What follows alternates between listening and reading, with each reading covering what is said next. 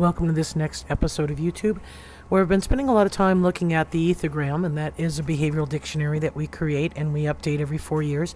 So I've been talking a lot of Ethogram terms, and I also have an email from one of our members who's asked me to discuss a little bit about Wolf Care Protocol, and I can do that. And we are in the middle of tier evaluations. That means the Wolf Care staff is being evaluated on how they interact with each wolf. And while you're watching the exhibit pack, just kind of spend a little time mobbing Denali, and Luna's in her prime, chasing and running, and I'll let you watch that, and I'll kind of explain a little bit about the Wolf Care program here.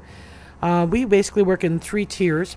Tier level 3 is the most experienced handlers, and that tier level is responsible for training the tier level 1, meaning the beginning handlers. Also, the tier level 3 is the only handler authorized to go into the enclosure by themselves with the exhibit pack. There's obviously some gray area with Grizzer.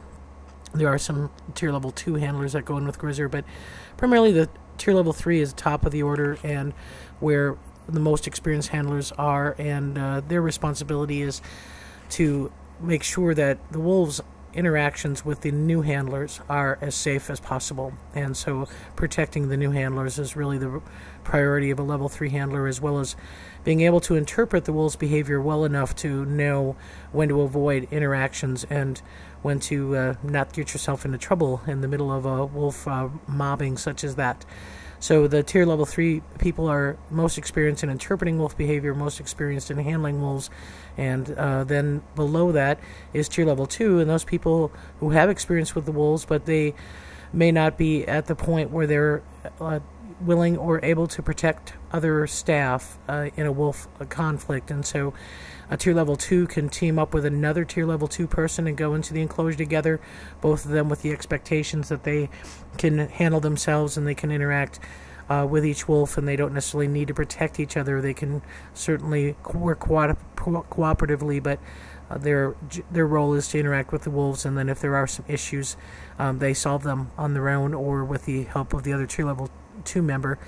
And then again, tier level 1 is people just starting into the Wolf Care program, and we usually start them in with Grizzer. Obviously, you can see the exhibit pack's a little bit too rammy to really bring brand new people in, and so that's something that we will maybe work towards with a tier level 1 handler, is to work up to going in with these exhibit pack animals. But we take wolf safety as well as human safety very, very seriously here, and that means we have some protocol. One of the protocols I've mentioned before is no running with the wolves, no running in front of the wolves, no running in the wolf yard. That's important. Running stimulates predatory behavior, and as you can see here, when they chase, they grab and they bite. So with the Wolf Care staff running, there's nothing to be said that the wolves, even though they're socialized and we handle them, that they're not going to have a predatory response that's going to turn into an aggressive response. We do not encourage biting and grabbing of things from our hands. We actually have some training when we're carrying a scat bucket that we ignore them. We don't give them any interactions, and they've learned that when the wolf handler's got tools to leave them alone. Of course, puppies are still kind of learning that, but all the adults know it, and that's a safety mechanism for a level 1 handler to come into the pen. If they carry the scat bucket, then they're going to be in a situation where the wolves inherently leave them alone because of the conditioning that we've done. Certainly puppies do have some biting when they're younger. We try to discourage that. We try to distract them. We try to pinch their lip. If an adult wolf gets too aggressive or too excitable with us, we can use what the wolves do, and that's called a chin rest. Not that we're going to rest our chin on their heads, but we can put a hand on the top of their muzzle and try to curb a little bit of that excitable behavior. So those are some of the protocols that we do. Always know the wolf that you're working with, and always watch the wolf's behavior. See who's interacting with who, see who's having issues. Look for those things like hackle responses, and if there's some serious encounters going on beforehand, be aware of them. Know which wolves are compatible with each other. So if you're greeting one wolf and you might find that another wolf is guarding of that wolf, make sure that you give yourself a wide berth. We can use things like the techniques of guarding behavior for ourselves, meaning we can posture with them and or over them, and it has similar behavioral traits that they recognize with each other. avoid the direct eye stare. You know, if there's a wolf who wants to challenge you, staring them in the eye is going to make them all that more confident. So we may avert gaze, or we may, again, do some of the other techniques that the wolves themselves use on a regular basis. So that's kind of the tier evaluations. Like I say, we videotape people interacting. We watch the video. We make sure that we have a good indication of who is responding, you know, which particular wolf is responding in a certain way to someone, and try to prevent any kind of issues. And it's worked well for us. And certainly we've got some issues coming up. Luna continues to test, and so as you're seeing what we call obnoxious submission in the ethogram, that's that running in your face and trying to submit but not doing it very well. You want to be cautious of that when you're standing next to Aiden and she's doing that obnoxious submission. So that's kind of what we do for protocol, and I thought I'd try to interpret a few of these clips. This is Luna doing an invite chase. An invite chase basically means you kind of lunge at somebody, maybe do a play bow and run and try to get someone to chase you. Of course, nobody wanted to chase Luna that day. Bolts here is doing a pluck, which is plucking the hide out of the deer carcass or the deer hide, so they can get a little bit at the sinew or the muscle or meat or the things that are still on the hide.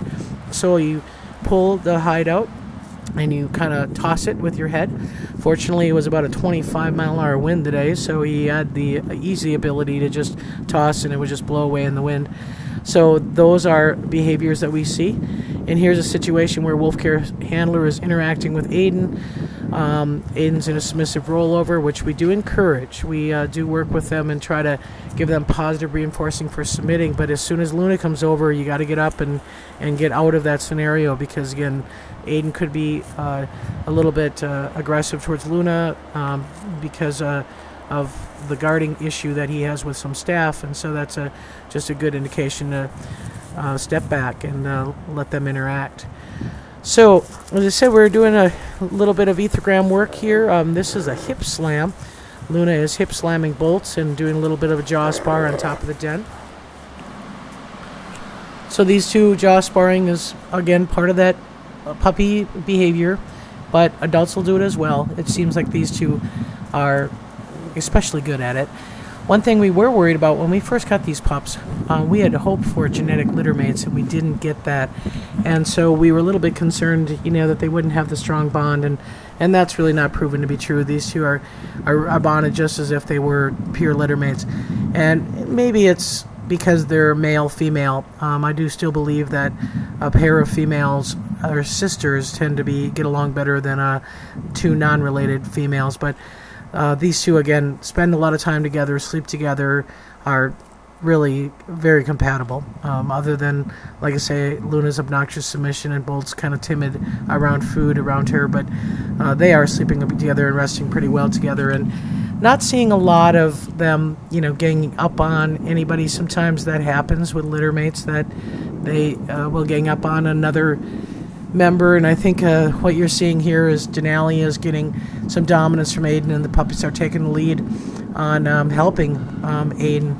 Aiden is probably the stronger bond with these two pups because he spent more time in a social behavior with them versus Denali, who spent a lot of time stealing food from them. So over in Grizzer's enclosure, we are doing some maintenance of shoveling. We have to be able to open gates to get wheelbarrow full of food in. So Grizzer is showing the reason why we also are cautious in protocol, and this is what we call predatory behavior that's stimulated by the motion of the shovel. And actually it was kind of fun, good interactions for Grizzer. Want to be cautious of it, though, because predatory behavior can get kind of excitable where they can grab, bite, and things. But it has to be done. You know, it's one of those things where we have to be able to get these gates open, so we make sure that we do that. Other wolves will do snow blowers, but Grizzer doesn't care much for a snow blower, so we do hand shoveling for him. And what we typically do, again, with wolf care that Grizzer gets that no other wolf gets here, is, again, that full on his back social interactions with staff, submitting, and he lives alone. You know, he doesn't have a Luna coming to jump on him if he's in a subordinate position like Aiden does. So Grizzer gets as much submissive time as he wants. And so, you know, I think he'd probably prefer Wolfcare to stay in there all day and do this. But it is relaxing for him, and that's, again, something that no other wolf gets here like Grizzer does. And so we'll see times where, you know, he kind of gently falls asleep while we're doing this. And if we had the time and we could spend 8 hours doing this, I think he would oblige.